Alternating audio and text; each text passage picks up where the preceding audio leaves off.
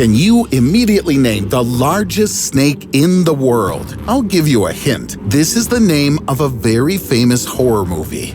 Did you guess? Right, it's the anaconda. If we pair it with the largest crocodile, Cassius, weighing almost 1 ton, you can write a script for a new horror film. But these giants are just babies compared to those that once lived on Earth for a long time. Take, for example, Kronosaurus and Titanoboa. Once, these two predators were a threat to all life, both on land and in water. But what would happen if they still lived today? Could humanity survive, or would it be the end of us? Now, I'll tell you about the ancient monsters that terrorized everything in their path. You'll learn when and where these monsters lived, and then we'll bring them to the present. You'll see whether these giants will capture our world, and if people will be able to put up a fight. Something tells me that today it's going to be very hot. Before turning on the time machine, let's get to know our characters better. We'll start with Titanoboa. This ancient snake lived about 58 million years ago, and according to scientists, for at least 10 million years, it was the largest predator on the planet. Its length reached 13 meters, or 43 feet, and its weight exceeded a ton. Can you imagine this giant? Here's an illustration for you. If you laid 2 giraffes on the ground, then Titanoboa will still be longer. Or you can just look at these 2 vertebrae. The model on the left belongs to the anaconda, and on the right, Titanoboa. It turns out that the largest snake living today is half the size of the ancient reptile. In width, the mega snake could reach 1 meter, or 3 feet. It could easily swallow a young hippopotamus. True, in ancient times, there were no hippos. Titanoboa preferred to eat fish, and this monster could be found in dark swamps and rivers. In addition to fish, it could feast on crocodiles. It was a sophisticated killer. The giant monster attacked its victim and strangled it in its strong embrace. Then the snake swallowed it whole and digested it for a long time. The victim suffered a compression force comparable to 1.5 times the weight of the Brooklyn Bridge. So, put in numbers. That's 28 kilograms per square centimeter, 400 pounds per square inch. Even though the Kronosaurus was smaller in size, it was also a very bloodthirsty predator. Its wide-open mouth, full of many small teeth, speaks for itself. And the size of the predator is comparable to the dimensions of an orca, also called a killer whale. To be more precise, the Kronosaurus reached a length of more than 10 meters, or 33 feet, and its weight could reach up to 12 tons. In its appearance, it was remotely similar to a modern crocodile, only in a very enlarged version. And even their bite strength is a close comparison. It was also a skilled swimmer that probably attacked its prey from the depths. Kronosaurus had a very powerful rib cage, 4 flippers, and a small tail. It literally gnawed at its victim, leaving no chance for survival.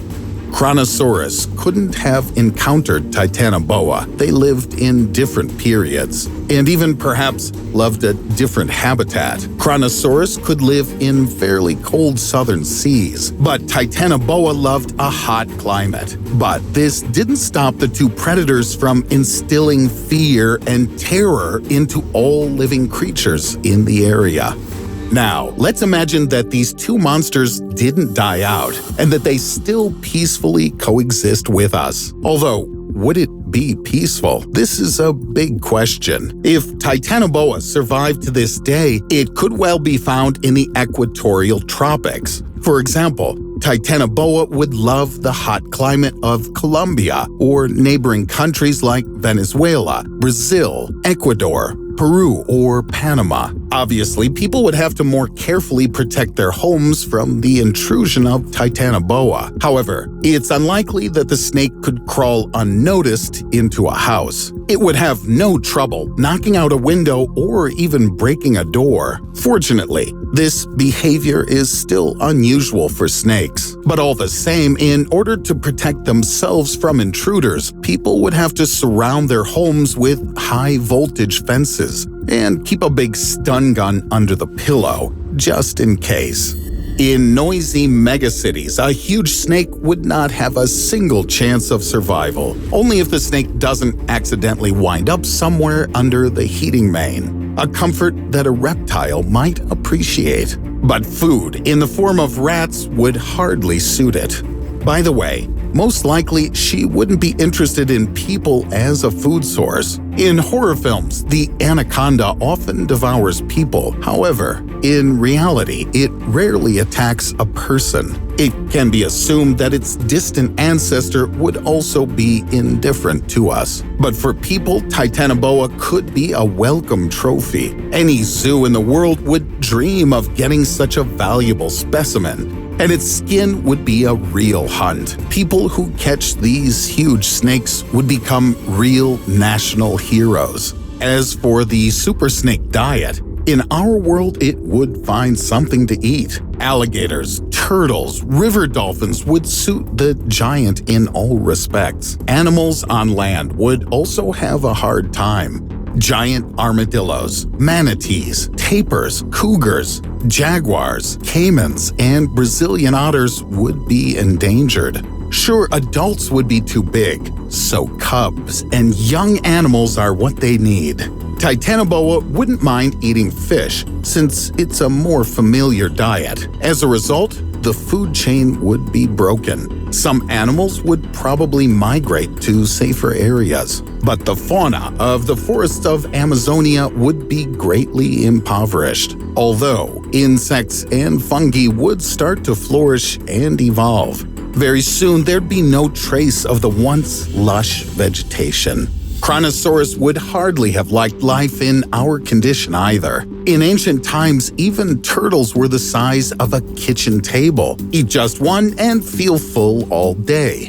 But such a monster would need about a dozen modern turtles, and then I still doubt it would be enough to eat. In addition to turtles, the ancient monster fed on Plesiosauria, but in our world, he'd have to look for an alternative. Most likely, it would switch to large marine mammals. It wouldn't be able to swallow a whale all at once, but in parts, then sure, it could eat it completely. Such a huge body would need tons of food. Like a giant meat grinder, it would sweep away everything in its path. People would suffer greatly due to a shortage of fish in the seas and oceans. Fishing itself would be very risky due to the existence of an underwater hazard. Ships would have to be built to be much more solid, and in the event of the extinction of whales, a climatic catastrophe would begin. There would be nothing to extract thousands of tons of carbon from the air.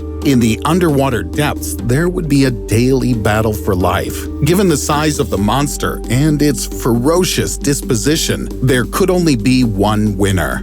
We'd have to forget about tourism and sea traffic in the monster's habitat completely. This place would be marked on all maps in red, and anyone who dared to go there would practically write their own death sentence. If Titanoboa had the most valuable skin, then a Kronosaurus would have had its teeth. Small and sharp like a saw, they could cost more than the horns of a rhino. Today, they're one of the most expensive materials in the world. Their price is about $65,000 per kilogram, more expensive than gold. By the way, did you know that there's a danger of the return of extinct animals to Earth? I'm not joking right now. Scientists don't rule out the possibility. First of all, I'm talking about Titanoboa. There's speculation that it lived at a temperature of 32 degrees Celsius, that's 90 degrees Fahrenheit. And given the growth rate of global warming, such average temperatures can become a reality. I'm glad it will take millions of years. Would you like to see ancient monsters with your own eyes? Write in the comments. If you liked the video, be sure to like and share it with your friends. And I'm already preparing a new exciting issue for you.